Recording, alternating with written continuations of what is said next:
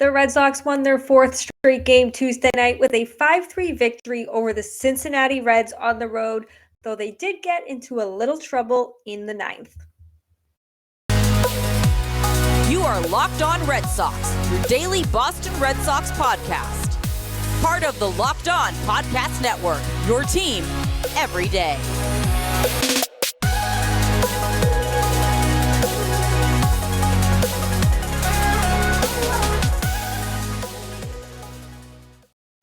Thank you for making Locked On Red Sox your first listen of every single day. I am your host, NESN's Lauren Willand, and today we are going to talk about the Red Sox 5-3 win on Tuesday as they go for the sweep of the Reds in a series win on Wednesday night. We're going to discuss just how close this game ended up being when Matt Strom got into a little bit of trouble in the ninth inning. We'll take a look at yet another strong outing from Brayan Bello and how the Red Sox certainly are now in experimental mode with the season coming to an end, with the postseason out of reach, and with a lot of optimism regarding 2023. We also have some unfortunate injury updates, but as I just said, this season is coming to an end. Let's get the players who will be crucial to the team in 2023 shut down, get them some rest, and get them 110% healthy for 2023.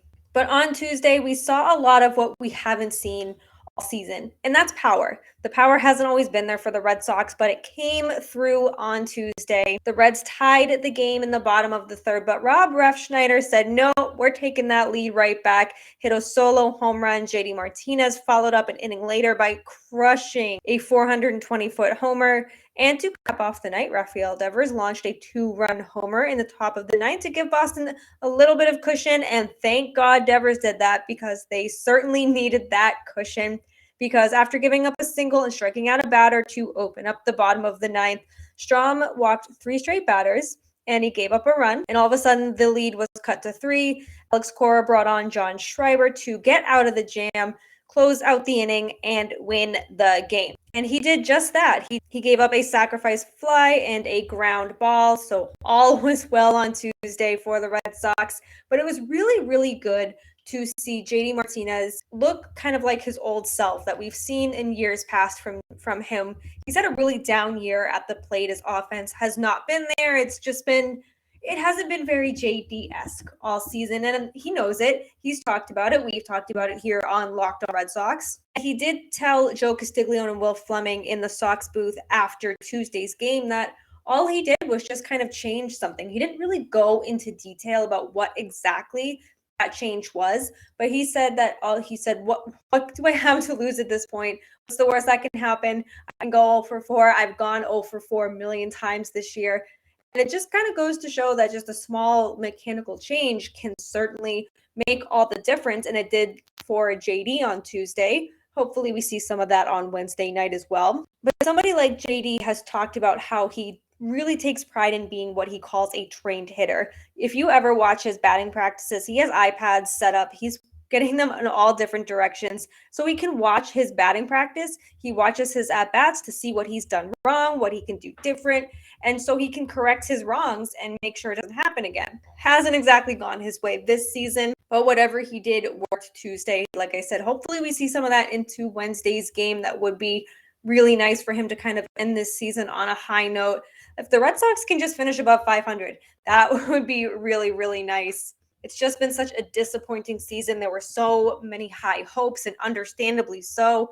It's just injury after injury. This offense not living up to its expectations. This bullpen once again melting down in times when the Red Sox really needed them. So it was a mix of everything. And no, the season isn't over. We still have some games to play. There's still a little bit left here in this season, but it's nice to see JD, I guess, finally try to come around, and who knows if he will be part of this team next year. It's going to be really interesting to see what his market is, and really interesting to see what the Red Sox do in this offseason. But we will cross that bridge when we get to it. We still have stuff to talk about regarding the Red Sox, including Garrett Whitlock. And the Red Sox received some unfortunate news on him. He will be shut down for the season, which I think we could have all seen coming. He will undergo an arthroscopic procedure to repair a right hip impingement. He's had the hip issue for the last few weeks or this last few months, and you could tell it was really bothering him. He was not his dominant self recently, and you could just tell that hip never really fully healed, but he was absolutely brilliant for the Red Sox this year. I know that they kind of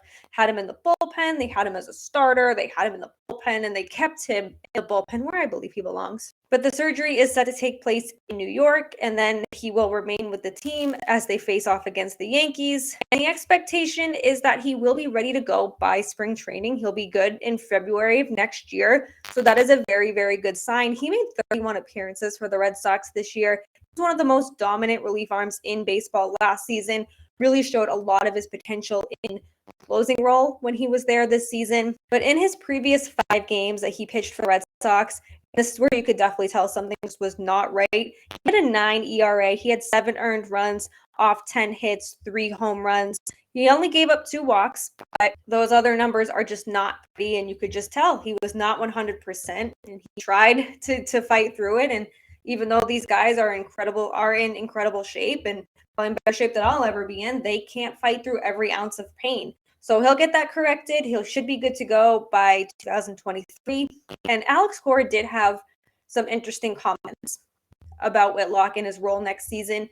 Now, he didn't necessarily confirm it, but it does sound like he wants Whitlock to be a starter in 2023. And you all know by now how I feel about that. I think he's just so valuable out of the bullpen. He showed that again in 2022. He showed that throughout this year. And he did struggle a little bit as a starter, but I don't want to put too much stock into that, because you also know how I feel about going from starter to reliever, reliever to starter, and you're just not defining roles for a lot of these pitchers, and it kind of messes with their head. It messes with their mentality. It messes with their routine, their pregame routine, their in-game routine. So if that is the case, if they do want to go with Whitlock as a starter, I will be okay with it if they map out a plan from the beginning and they stick with it. If they say, hey, we're going to have you be a starter. That's what you were developed as. That's what you want to be. We're going to do it. But stick with that. Do not go after 5 games, put him back in the bullpen, and mess everything up that he's worked for since spring training. So hopefully there will be some sort of defined role for Whitlock. I think he's been so good for this team. But I love what he's done out of the bullpen more than what he's done as a starter. I think you just have something so valuable there, but you don't really want to mess that up. But we have a lot of time between now and February and now in spring training to speculate and see kind of what happens and what we want and how everything kind of falls into place. Coming up in our second segment of the Locked On Red Sox podcast, we are going to talk about Brayan Bello, because he was a big part in Tuesday's win. He's really starting to show some promise here. And we're going to talk about Alex Cora's comments about how they're just kind of experimenting for the rest of 2022. But first, I want to tell you about BlueChew, because summer is winding down. It is almost fall. The nights are getting a bit longer, but the breeze isn't the only thing that's getting stiff. That's right. This episode is sponsored by BlueChew. Guys, we all know that confidence can take you far in life, and that's especially true in the bedroom, especially when it's time to step up to the plate. And that's where BlueChew comes in. BlueChew is a unique online service that delivers the same active ingredients as Viagra, but in a chewable tablet and at a fraction of the cost. Take them anytime, day or night, so you can plan ahead or be ready when the opportunity arises. And the best part, it's all done online. So no visits to the doctors, no awkward conversations, and no waiting in line at the pharmacy. BlueChew's tablets are made right here in the USA and prepared and shipped direct to your door in a discreet package. They always say first impressions are important, but what about lasting impressions? It's time to get off the couch, get back to work. If your tool needs an upgrade, head to BlueChew.com. They say there's nothing sexier than confidence, and BlueChew can help you give you that confidence when it counts. So if you could benefit from a little bit of that extra confidence when it's time to perform, chew it and do it. We have got a special deal for our listeners. Try BlueChew for free. When you use our promo code LOCKEDON at checkout, just pay the $5 for shipping. That's BlueChew.com, promo code LOCKEDON to receive your first month free. Visit BlueChew.com for more details and important safety information, and we thank BlueChew for sponsoring this podcast. So Brayan Bello has really shown some promise. He learned how to throw another pitch from Rich Hill. You saw them talking in the dugout 2 weeks ago and just showing him how to grip. And grip it and rip it is what they say. So it's been really good to see Bello, who struggled when he first got here. And I think we were kind of expecting that. I've said many times that he certainly was not ready to come to the big leagues, but that was to no fault of his own. That was how the Red Sox season went this year. Injury after injury, and they didn't have anyone to go to. But he's really, really settled in. He's really showing that swagger, that confidence. He walks off the mound, and he's ready to go. So I think he will be a crucial part to this team in 2023. I think we were going to see him in 2023 regardless, but it's really nice to see him just kind of find his groove, find some confidence, and continue to take strides with every single outing he has. Now, turning the page to 2022 for a moment. Alex Cora was asked about the process behind having Bello commit to using a larger mix of pitches, and his answer kind of gave a preview into Boston's overarching philosophy that has really kind of come into focus, especially after the season ends, after game 162. It's not they're not mathematically eliminated yet, but I think we all know how this season is going to end. And Bello has been using more pitches lately, which I only think will make him more dominant down the stretch, not just in 2022, but in 2023 and beyond as well. And Cora was asked about that process behind having Bello kind of commit to different pitches, using a larger mix of pitches. And he said that it's something we've been talking about. Obviously, where we're at, we're pushing guys to do stuff that they probably haven't done in a while. It's about usage and stuff like that, stuff that's going to make them better. We're going to see it tomorrow, which is today, Wednesday, with Connor Siebold. We want him to use certain pitches and be aggressive with them and trust his stuff.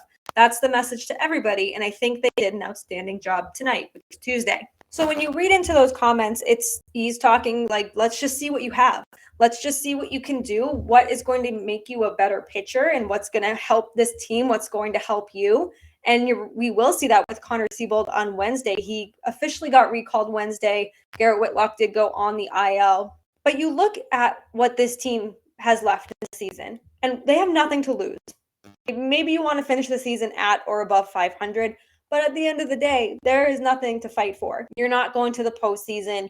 You're not going to have some fun October run like you had last year. You're not going to be playing the World Series in November, unfortunately. But why not just see what these guys have, these young guys have? We've seen Connor Siebold before this season. We saw him in July. He really struggled, but like Alex Cora said, they want their pitchers to be aggressive, kind of do things they haven't done, maybe they're not comfortable with, and get out of your comfort zone because there's nothing left to lose. There is nothing to lose. If the Red Sox lose the rest of the games during the season, oh well. It's not the end of the world because we're already focused on 2023. At least that's the message I'm getting from Cora here, is that unfortunately the season did not go the way they wanted to.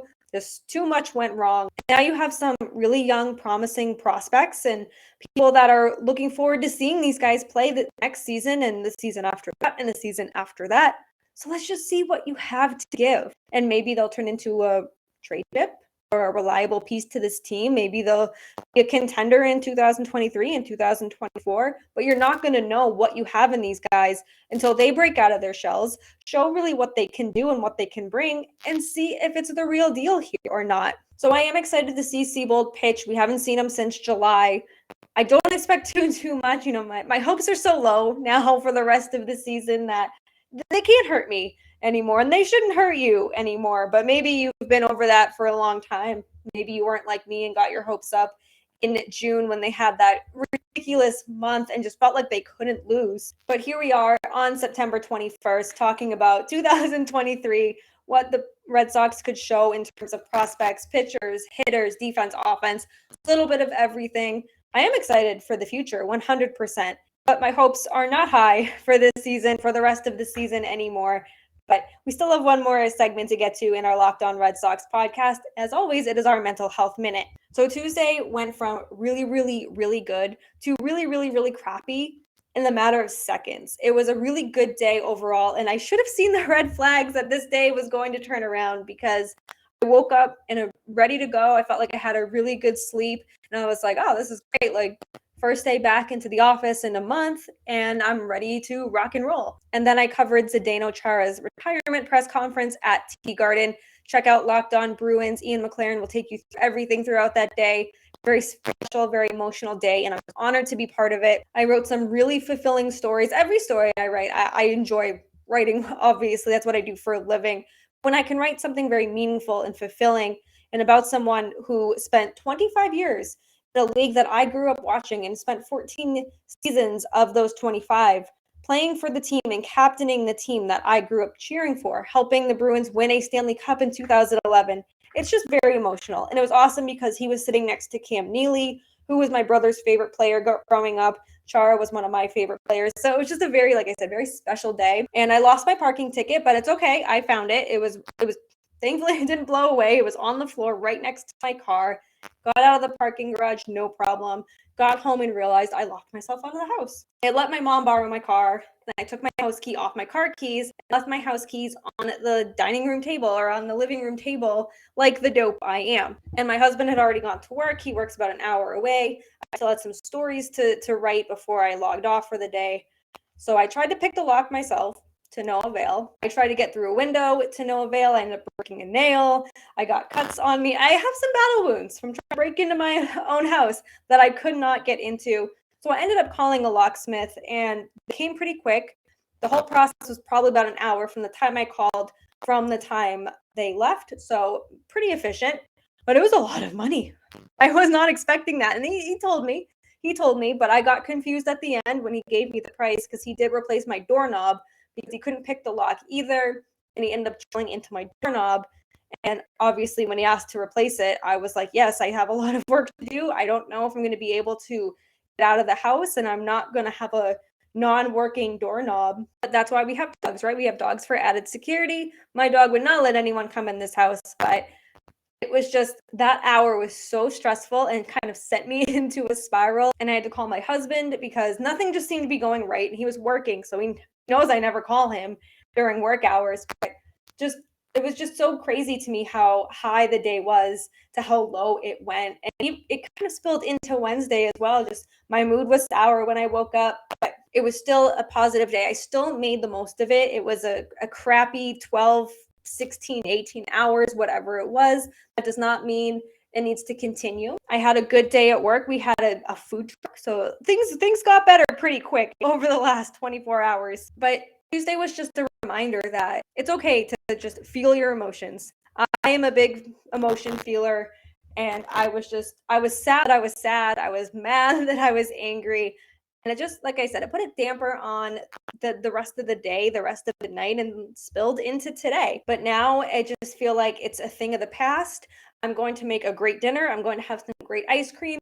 And hopefully we're going to watch the Red Sox finish out the series against the Reds on a high note before they travel to New York to take on the Yankees. So I hope the rest of your day was better than my Tuesday and half of my Wednesday. But thank you for making Locked On Red Sox your first listen of every single day. Rate, review, and subscribe to Locked On Red Sox right here on YouTube, Apple, Spotify, wherever you get your podcast is where you can find us. You can also find us on Twitter at LO_Red Sox. We have been a little quiet on that account, but that soon will change. You can find Jake at Jake Iggy. He's finishing up the final week of the Blue Sox season as well as dealing with some other things on the side. So he will be back with us next week. We'll get the band back together. It's going to be a fun ride. And then, of course, me, Lauren, 3 Laws, Lauren with 4 R's. Be sure to check out all the other shows across the Locked On network. Locked On Yankees. Stacey must be so excited about the Yankees and Aaron Judge and just continuing to have a really strong season. Locked On Astros, Locked On A's. Everyone does such a really good job here bringing you baseball content Monday through Friday. And now that you've made Locked On Red Sox your first listen, head on over to Locked On MLB to make it listen number 2. Francis Sullivan, just call him Sully, friend of the pod, friend of mine for about 10 years now. His unique perspective, using insight, using humor about the major leagues, both past and present, is a must listen. You can subscribe right here on YouTube or on the Odyssey app. Wherever you get your podcasts is where you can find me, is where you can find Sully, is where you can find everyone else on the Locked On network. Have a great day. We'll be back tomorrow, hopefully recapping a strong series win, a strong Seabold start. We're going to bring positive vibes for the rest of this season. It's what we have to do at this point, right? We're going to end this show how we always do, though. Let's go, Red Sox.